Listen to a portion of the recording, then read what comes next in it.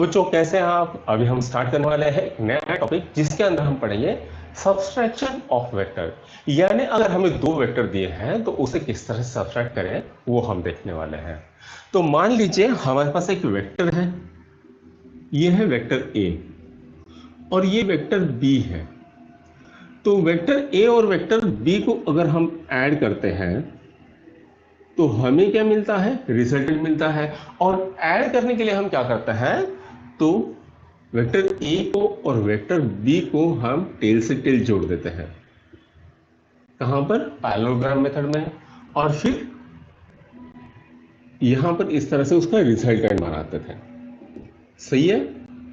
हाँ। अब यहां पर करेंगे, अगर मान लो मुझे वेक्टर ए माइनस वेक्टर बी करना है तो क्या करना पड़ेगा ये हम देखेंगे।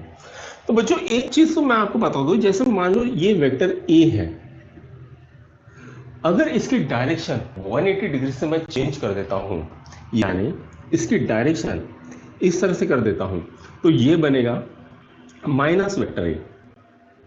ठीक। अगर यहां पर वेक्टर बी है, इसकी डायरेक्शन 180 डिग्री से चेंज कर देता हूं, तो ये बनेगा माइनस वेक्टर बी। ये क्या बनेगा? Minus vector b. इसी तरह से अगर मुझे ये दो वेक्टर दिए हैं और वेक्टर ए माइनस वेक्टर बी बनाना है तो मैं क्या करूंगा? तो सबसे पहले मैं वेक्टर ए निकालता हूं, उसके बाद मैं वेक्टर बी निकालता हूं। ठीक। अब ये वेक्टर बी की मैं डायरेक्शन 180 डिग्री से चेंज कर देता हूं, यानी मैं इस तरह से कर देता हूं, तो ये क्या बनेगा? Minus vector B. और यहां पर इसका कहीं पर रिजल्टेंट आएगा। तो मैंने क्या किया? वेक्टर बी के डायरेक्शन चेंज कर दी, तो हमारा फॉर्मूला निकल के आएगा बच्चों, वेक्टर ए प्लस माइनस वेक्टर बी। यानी मैंने की है तो एडिशन, लेकिन वेक्टर बी का डायरेक्शन चेंज कर दिया है। क्या किया है? वेक्टर बी का डायरेक्शन चेंज कर दिया है। ठीक। इसको और एक तरीके से समझते हैं।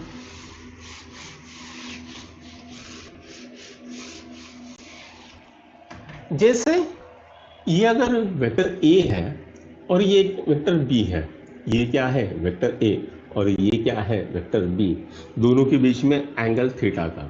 मुझे वेक्टर ए माइनस वेक्टर बी करना है, तो मैं क्या करूंगा? तो यहां पर वेक्टर बी की जो डायरेक्शन में चेंज कर दूंगा और यहां पर कहीं पर रिजल्टेंट वेक्टर आएगा। Resultant vector is equal to vector A minus vector b. ठीक। ये क्या है? Minus vector b. अगर मुझे vector b minus vector a पूछा गया है तो क्या करना पड़ेगा? तो मुझे ए की डायरेक्शन चेंज करनी पड़ेगी, तो वेक्टर ए यहां पर कहीं तो भी आएगा। और vector b minus vector a, तो ए इसका रिजल्टेंट यहां पर आएगा, vector b minus vector a. ठीक। आ गई बात समझ में? इसमें कोई डाउट? अब यहां पर देखो बच्चों, ये मान लो हमारा रिजल्टेंट वेक्टर है और ये कब आया? तो ये आया वेक्टर ए माइनस वेक्टर बी किया। तो जब भी अगर हम वेक्टर ए माइनस वेक्टर बी लिखेंगे तो ये अगर रिजल्टेंट वेक्टर है तो मैं इसको यहां पर शिफ्ट कर दूंगा, तो ये डायरेक्टली हमें मिल जाएगा vector are is equal to vector A minus vector b. ठीक। अगर vector b minus vector a पूछा गया है तो इसका रिजल्टेंट कैसा है? ऊपर की साइड में है। तो अगर यहां से यहां तक जोड़ देता हूं तो रिजल्टेंट वेक्टर आएगा vector b minus vector a। ठीक। इसको एक बार ट्रायंगल लॉ से समझते हैं। ट्रायंगल लॉ क्या है? तो ट्रायंगल लॉ में क्या सीखते हैं? ये वेक्टर a होता है, उसको फिर ये वेक्टर मान लो r है और ये वेक्टर बी है। अब यहां पर ट्रायंगल लॉ से अगर हम देखेंगे, वेक्टर ए प्लस वेक्टर आर क्या मिल रहा है? वेक्टर बी मिल रहा है ना? ट्रायंगल लॉ से पहले की हेड को दूसरे के टेल से जोड़ना है, फिर पहले की टेल को दूसरे के हेड से जोड़ना है, तो क्या आ जाता है? Vector A plus vector are is equal to vector b, है ना? तो vector are is equal to vector b minus vector a, ये मिल गया। अभी इसी फिगर को और एक तरीके से समझते हैं। ये मान लो वेक्टर ए है, ये मान लो वेक्टर बी है और यहां पर आपका वेक्टर आर आ रहा है। अब ट्रायंगल लॉ से क्या होगा, vector B plus vector are is equal to vector A आ रहा है, क्या आ रहा है, vector B plus vector are is equal to vector A आ रहा है।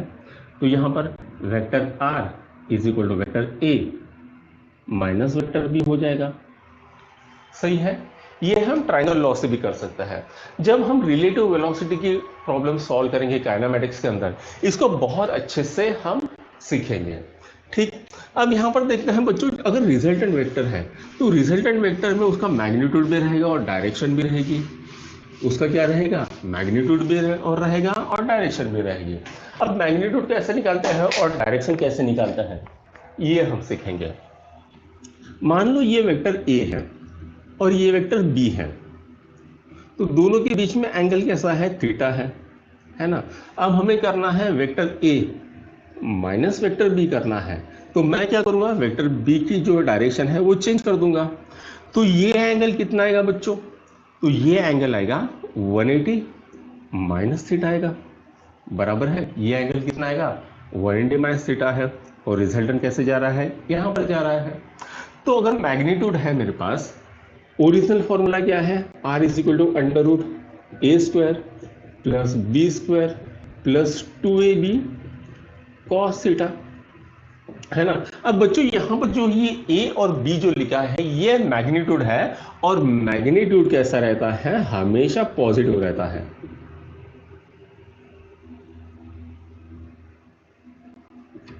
ये बात याद रख लो, मैग्नीट्यूड कैसा रहता है, ऑलवेज पॉजिटिव रहता है। तो यहां पर अगर माइनस बी भी रहेगा तो भी यहां पर मैग्नीट्यूड जो रहेगा b और b की वैल्यू, a और a की वैल्यू हमेशा पॉजिटिव लिखनी है, हमेशा पॉजिटिव लिखनी है।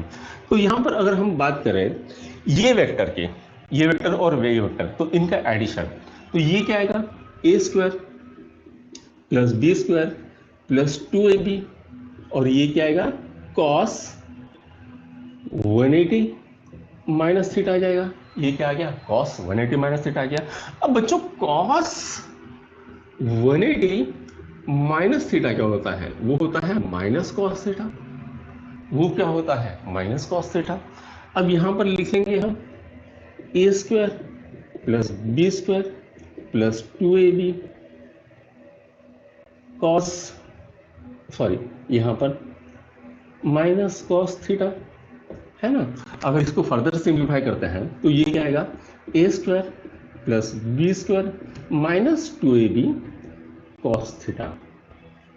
ये हमारा नया फॉर्मूला निकल के आता है, और ये कब आता है, जब हम वेक्टर सब्सट्रैक्शन करते हैं तब आता है, ठीक है। वेक्टर जब सब्सट्रैक्ट करेंगे, r is equal to under root A square plus B square minus 2ab cos theta, या फिर इसको और एक तरीके से लिख सकते हैं, वो क्या है, r is equal to under root A square plus B square plus 2ab cos 180 minus theta, क्या लिखेंगे, cos 180 माइनस थीटा, ठीक है। ये इस तरह से भी लिखा जा सकता है।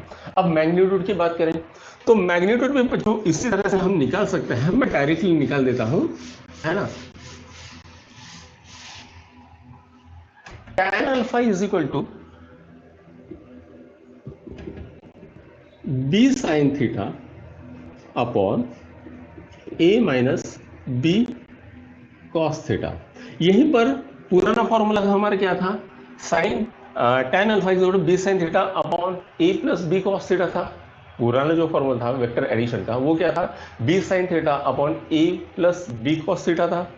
अब यहां पर साइन 180 माइनस थीटा क्या होता है, साइन थीटा होता है, लेकिन cos 180 माइनस थीटा क्या होता है, माइनस cos थीटा होता है। तो यहां से ये फॉर्मूला निकल के आ जाएगा, ठीक। इसमें कोई डाउट है आपको, तो इसके ऊपर के न्यूमेरिकल्स करते हैं।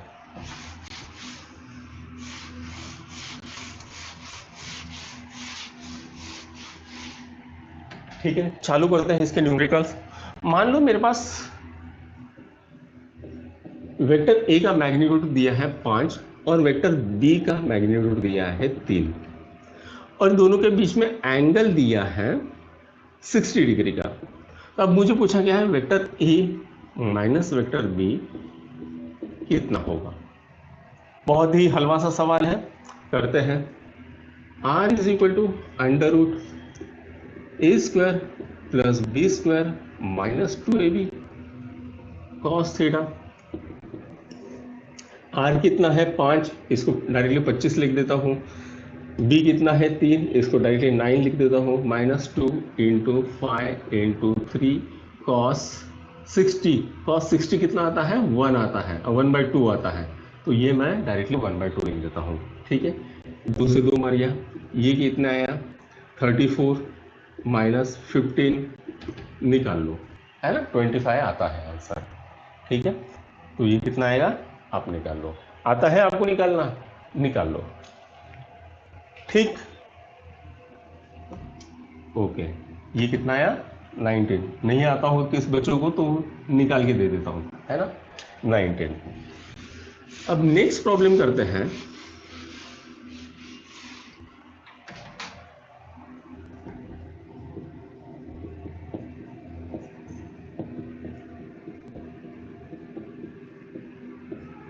Find angle between A and B. ठीक है, vector A plus vector B is equal to magnitude of vector A minus vector B. तो हमें निकालना है ए और बी के बीच का एंगल निकालना है। तो फॉर्मूला यूज करते हैं, vector are is equal to vector A plus vector B होता है, सबको पता है। ठीक, R is equal to under root A square plus B square plus 2ab cos theta. ये किसका फॉर्मूला हो गया, इसका हो गया। अब यहां पर लिखते हैं वेक्टर ए माइनस वेक्टर बी का फॉर्मूला, अंडर रूट ए square plus B square minus 2ab cos theta. ठीक है, अब ये यहां पर लिख दो formula, under root A square plus B square plus 2ab cos theta is equal to under root A square plus B square minus 2ab cos theta. ठीक, तो यहां पर अगर हम देखेंगे, अगर इसको सिंप्लीफाई करते हैं तो हमारे पास क्या बचेगा 2ab cos theta is equal to minus 2ab cos theta. ठीक है, क्या किया, दोनों को मैंने स्क्वायर कर दिया, ए स्क्वायर कट गया, बी स्क्वायर कट गया, तो ये क्या आएगा 4ab cos theta is equal to 0। तो कॉस थीटा कितना आया 0, तो थीटा कितना आना चाहिए, थीटा आएगा 90 डिग्री। थीटा कितना आना चाहिए 90 डिग्री। निकाल लो इसको, है ना। फिर नेक्स्ट प्रॉब्लम लेते हैं।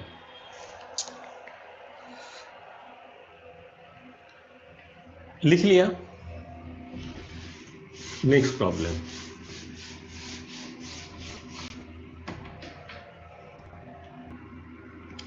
एंगल बिटवीन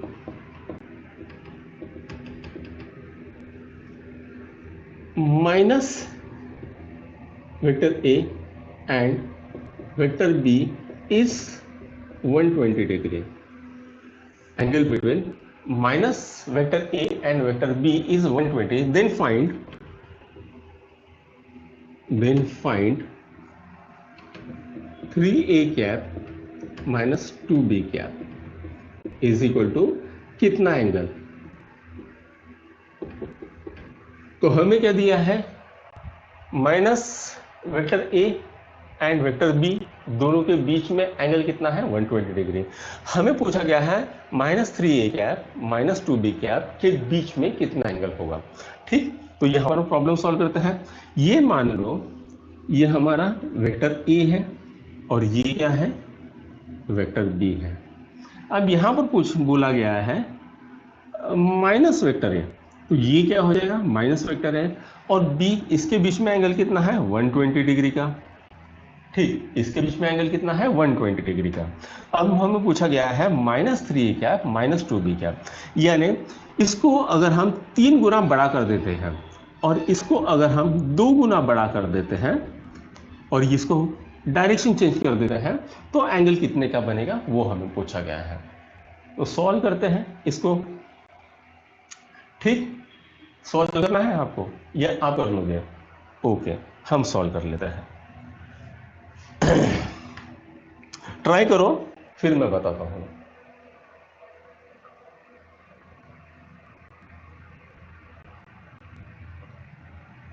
हो गया, ओके। तो अब यहां पर बच्चों ये जो बनेगा आपका यहां पर वेक्टर ए और वेक्टर बी, इसमें एंगल कितना दिया है 120 डिग्री का।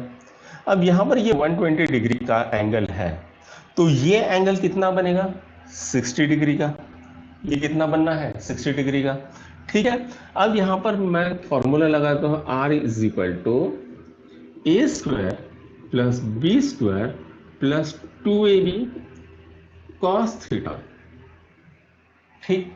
अब यहां पर कितना है 60 डिग्री का एंगल है, तो मैं यहां पर भी 60 डिग्री का एंगल ही लूंगा।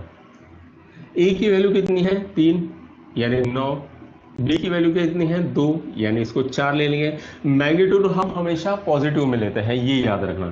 2 into 3 into 2 into cos 60, cos 60, तो ये कितना आया 15 प्लस 4 12 कॉस 60। कॉस 60 की वैल्यू कितनी होती है 1/2 होती है। 15 प्लस 12 इंटू 1/2, तो ये आ गया 6। 15 और 6 कितना होता है 21 होता है, तो आंसर कितना आएगा √21, ठीक। इसको नोट डाउन करिए। अब बच्चों आपको एक मन में ये क्वेश्चन होगा कि भैया ये हमने 60 डिग्री क्यों लिया, है ना।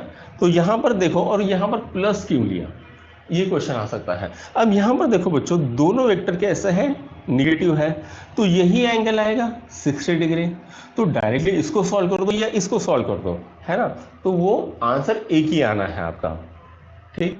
इसके ऊपर थोड़ा सा जोर लगाओ, आपको समझ में आ जाएगा, ठीक। Vector A and vector B, और ये vector minus vector 3a and minus vector 2b, तो आंसर कितना आएगा √21 आएगा।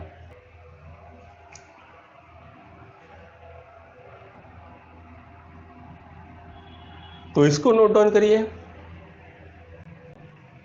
तो बच्चों इसी के साथ हम सब्सट्रैक्शन ऑफ वेक्टर खत्म करते हैं। इसके बहुत सारे प्रॉब्लम जब हम रिलेटिव वेलोसिटी पढ़ेंगे काइनेमेटिक्स के अंदर, उसके अंदर हम बहुत सारे इसके प्रॉब्लम्स लेने वाले हैं, ठीक है। तो आज के लिए मैं आपसे इजाजत चाहूंगा। थैंक यू, धन्यवाद।